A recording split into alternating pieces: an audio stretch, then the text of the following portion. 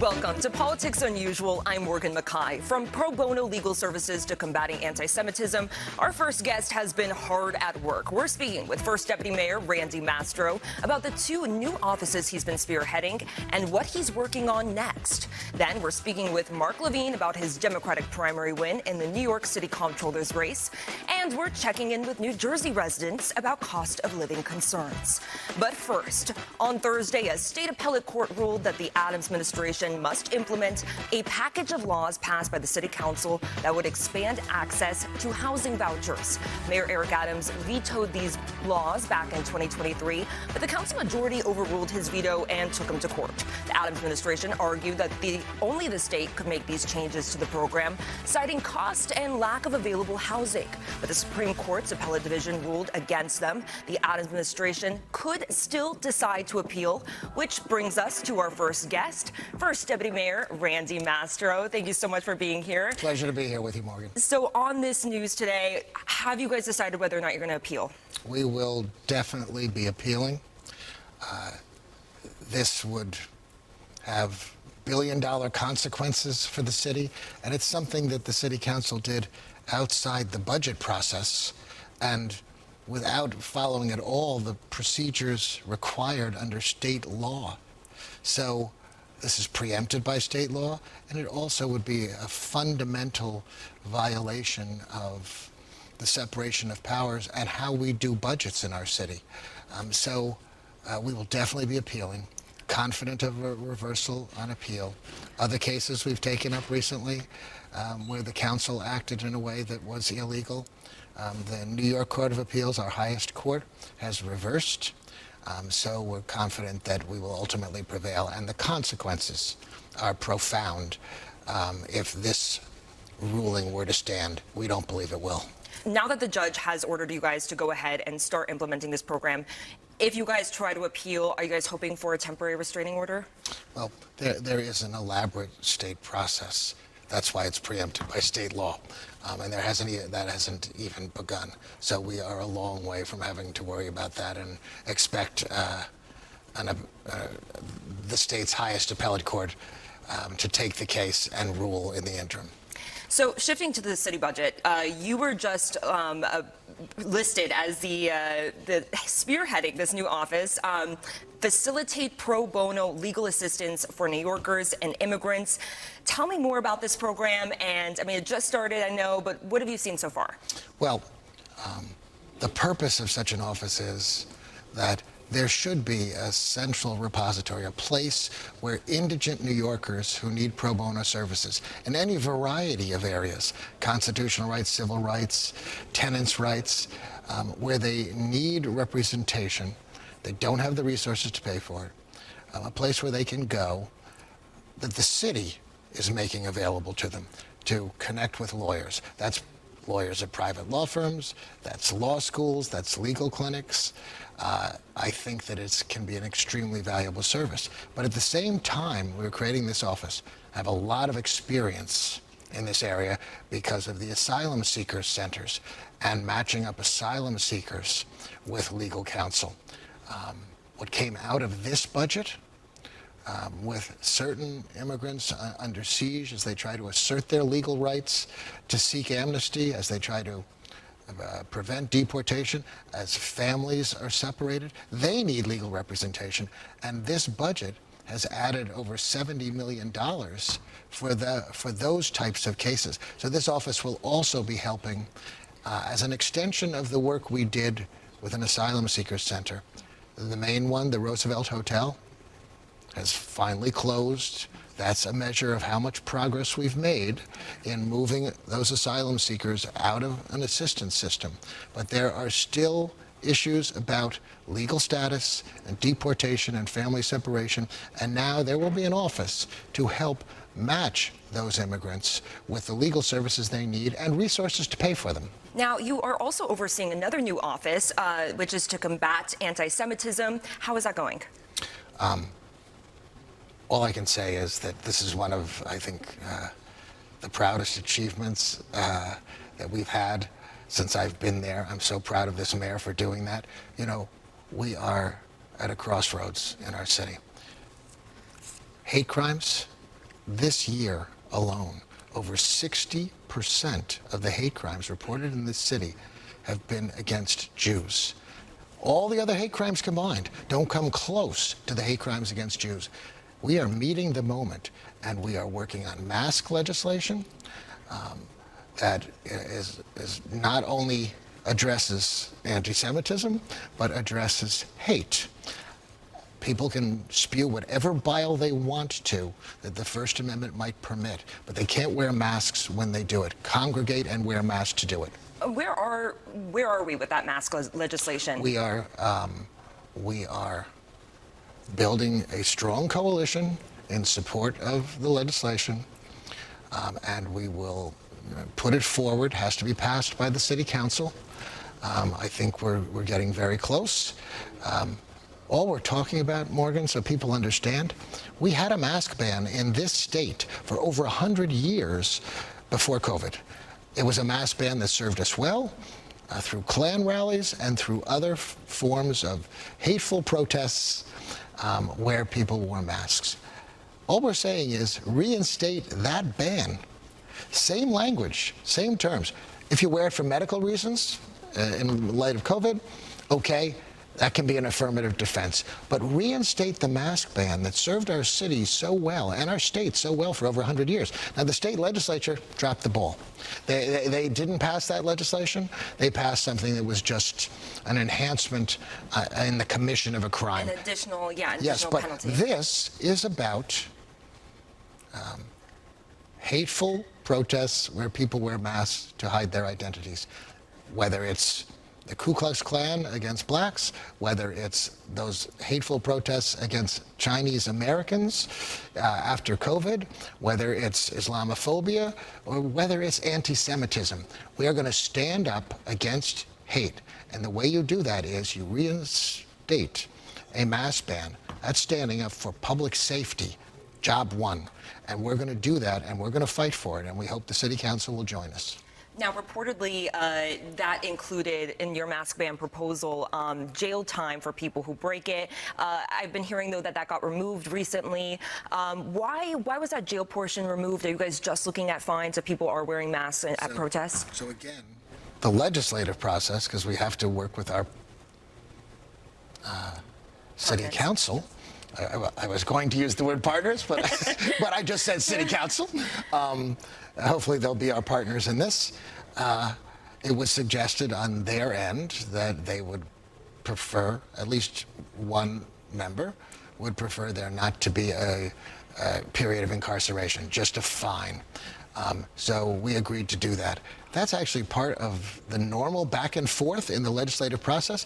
It wasn't really newsworthy, and I think that what was surprising was that anyone even leaked that information when we were in the process of negotiating a bill with widespread support.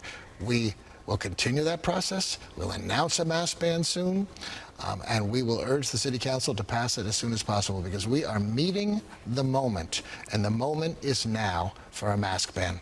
Well, thank you so much for being here. I really appreciate your time. I'm going to have you back on as the year progresses. Thank you again. I really appreciate it. Thank you very much. Coming up next, we're sitting down with the current Manhattan Borough President Mark Levine, who will discuss a primary win in the city comptroller's race.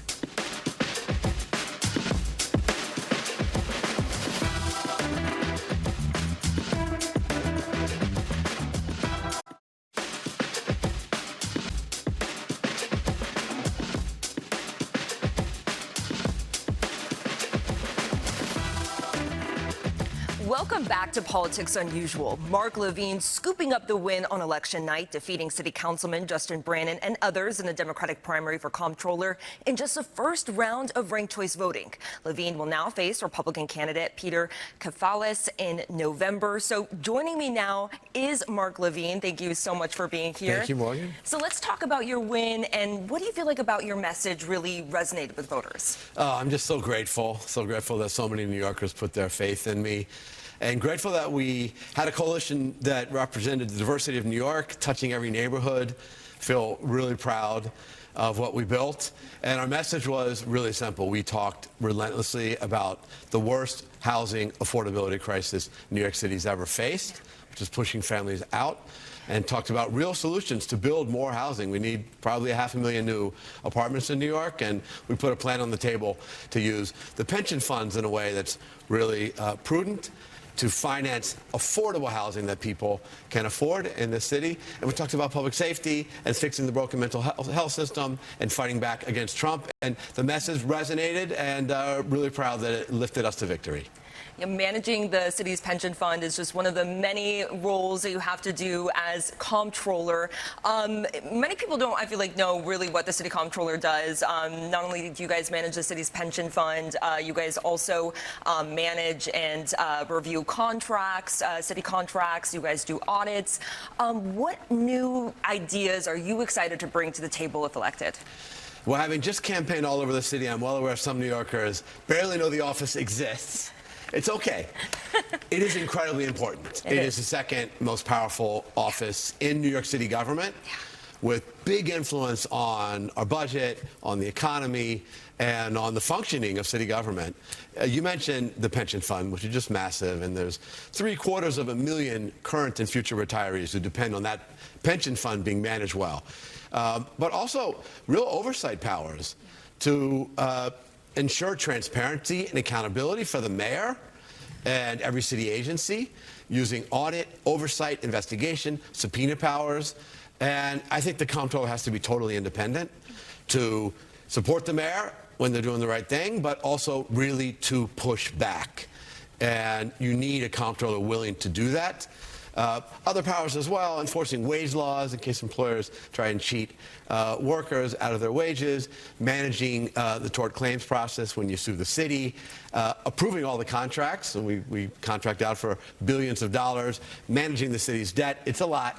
It's a big job, one that I'm really, really thrilled to have the opportunity to do. You better be good at math, right? No, I'm just kidding. I studied physics in college. So you're very, very good with math. And taught math in junior high school in the South Bronx. Wow, and numbers.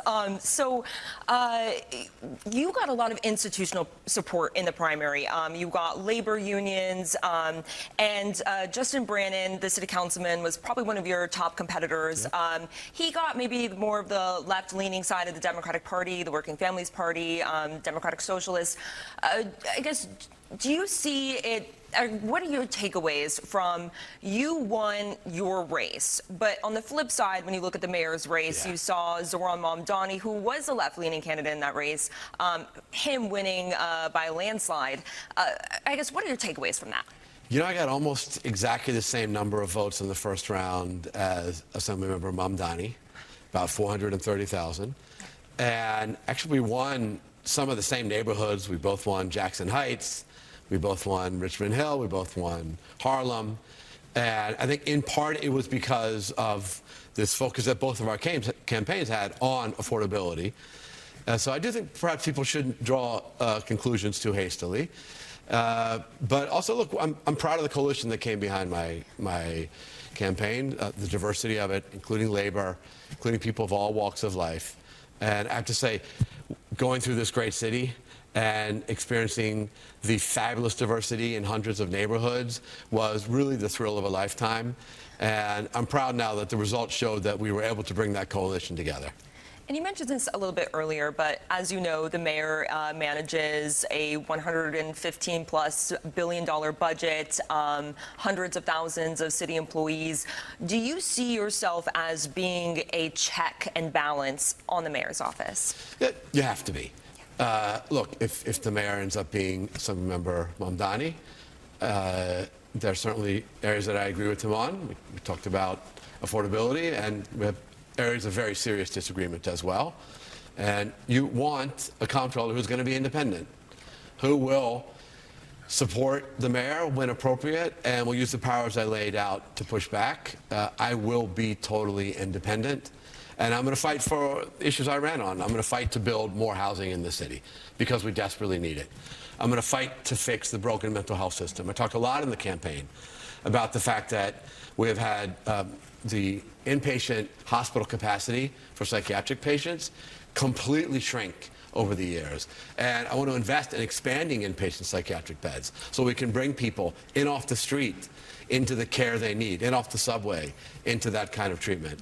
And I want to restore confidence in government and show that Democrats can lead, that we can put real solutions on the table, and that we can solve problems for people, including affordability.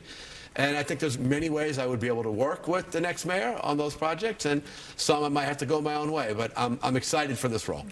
Are you planning to endorse at all in the general election? Look, I am a proud Democrat, and I said in the campaign I would support the Democratic nominee for mayor, and now running on the Democratic ticket, and so in that capacity, I have endorsed Assemblymember Mamdani for mayor. But look, I don't minimize the fact that we had areas of agreement and also significant disagreement, including on the issue of Israel. But I think it's important now that Democrats come together and that we fight for these common issues we have to make New York City more affordable for everybody. Well, I can't thank you enough for being here. This is such a pleasure, and congratulations again, and I will see you closer to November. Thank you, Morgan. Look forward to it. Thank you. Coming up next, we're getting reaction from Garden State residents about a new report detailing just how much it costs to live comfortably in New Jersey.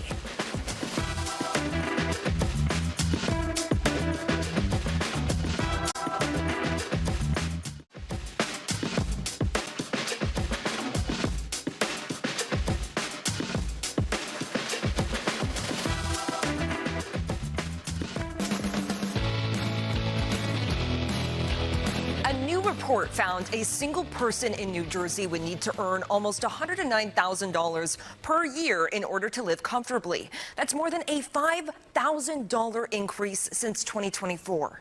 The study also found a family would need a household income of more than $282,000 to have a comfortable lifestyle. Here's what Garden State residents had to say. Because I make it like 100, 120, and I'm still hurting. So it's definitely true.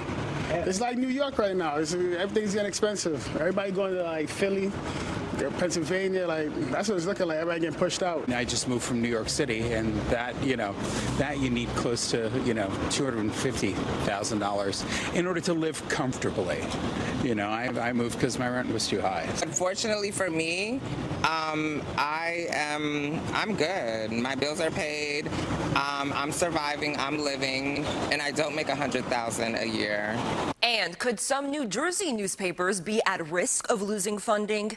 A decades-old law requiring towns and government agencies to publish legal notices in newspapers was recently abolished. Instead of paying for those notices, they will now be placed on their own websites. This poses a problem for some print and online newspapers that were dependent on that income and may not be able to survive. We asked New Jerseyans how they felt about possibly losing their hometown newspapers.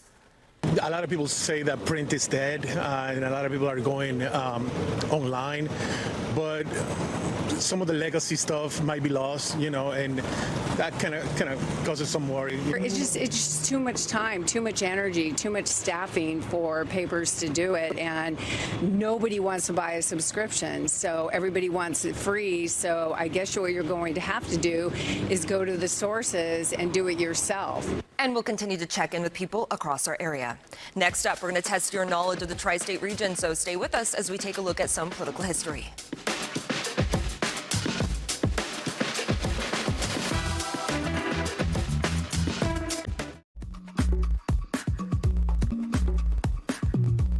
Flashing back to this week in history, on June 13, 1977, an electricity blackout swept New York City, sending all 5 boroughs into darkness for more than 25 hours. The outage was sparked by lightning strikes at 2 power plants and resulted in widespread looting in many neighborhoods. Finally tonight, we're testing your knowledge. Last week, we asked you a copy of the Declaration of Independence, handwritten by Thomas Jefferson, is stored where in New York City? The answer, the New York Public Library. In this copy of the Declaration of Independence, Jefferson underlined words and passages that were later removed from the final text that was eventually ratified on July 4, 1776. This includes Jefferson's lengthy condemnation of the slave trade. Now, to this week's question. A chunk of the famed Plymouth Rock is on display at a church in what borough? Now, don't Google the answer, but if you want to take a shot at it, go ahead and scan that code on your screen. That's going to take you to our website, fox5ny.com, where you can type in your answer, then check back here next week to see if you're right. That does it for this episode of Politics Unusual. Thank you so much for joining us. I'm Morgan Mackay. We look forward to having you back here next week.